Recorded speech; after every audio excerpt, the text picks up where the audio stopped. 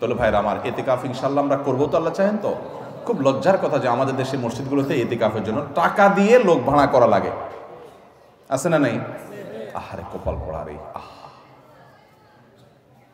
নবী করিম সাল্লাল্লাহু আলাইহি ওয়াসাল্লাম রমজানের রোজা ফরজ হওয়ার পর থেকে নিয়ে তৃতীয় হিজরিতে, দ্বিতীয় বা তৃতীয় হিজরিতে রমজান রোজা ফরজ হওয়ার পর থেকে নিয়ে তার ওয়াফাতের আগ পর্যন্ত একটি বারের জন্য এতেকাফ ছাড়া থাকেন নাই।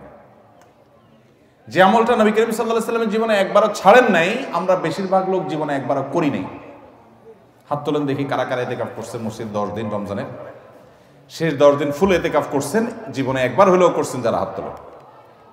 দেখেন কয়টা হাত উঠছে, গোনা যাবে না। এর মানে হলো ম্যাক্সিমাম মানুষ আমরা জীবনে একবারও করি নাই।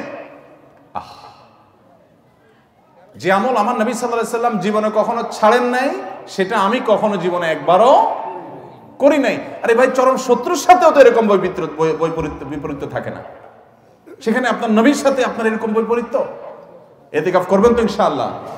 আপনি কিসের বিজি? আপনি আমার নবীর চাইতে আপনি বেশি বিজি, যিনি কাফাতুন নাসের কাছে রাসূল হয়ে এসেছেন, যিনি রাহমাতুল লিল আলামিন ছিলেন, গোটা পৃথিবীর মানুষের জিম্মাদারি যার মাথায় ছিল, মদিনা রাষ্ট্রের প্রধান যিনি ছিলেন, শেষ 10 দিন আসছে সব কাজ বন্ধ, মসজিদে এসে পড়ে যেতেন।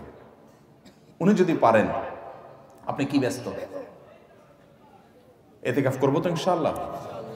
রমজানের শেষ দশকে এতেকাফ করবেন, সামনের বছর নিয়ত করছেন যারা, হাত তোলেন দেখি।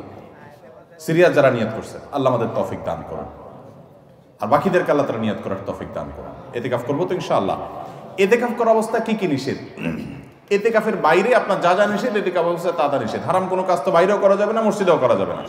তবে এতেকাফরত অবস্থায় আপনি দুনিয়ার কাজ কাম এতেকাফে বসে বসে করবেন না। একান্ত যেটা বাধ্য, আপনার ব্যবসা বাণিজ্য অন্যান্য কাজ যেগুলো না করলে নয়, আপনি মসজিদে বসে ওইটার উপর আপনার ডিপেন্ডেন্ট, আপনার চলতে হয়, আপনি জরুরি 2-4টা কাজ করা লাগলো সেগুলো করলেন। ওখানে বসে বসে আপনি রীতিমতো এটা দোকান বানায় ফেলবেন না আর কি। ওখানে বসে দুনিয়াবি প্রয়োজনীয় কাজগুলো আপনি সারতে পারবেন, যেগুলো আপনার জন্য জরুরি সেগুলো আপনি করতে পারবেন। এছাড়া আপনি মসজিদের ভিতরে নিজেকে আবদ্ধ করে ফেলবেন। এটা করবেন হলো 20 রমজান সূর্য অস্ত যাওয়ার আগে আগে মসজিদে ঢুকবেন।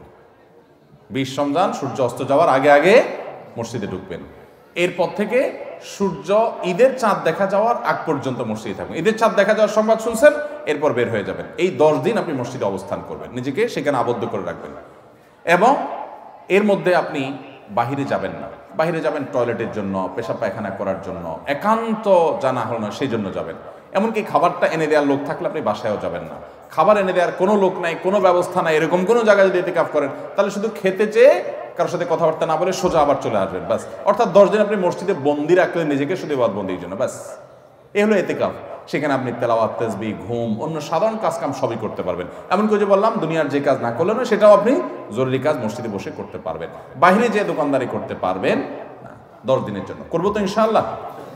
এতেকাফের ফজিলত হলো নবী করিম সাল্লাল্লাহু আলাইহি ওয়াসাল্লাম জীবনে কখনো ছাড়েন না। আল্লাহ আমাদেরকে আমলটা করার তৌফিক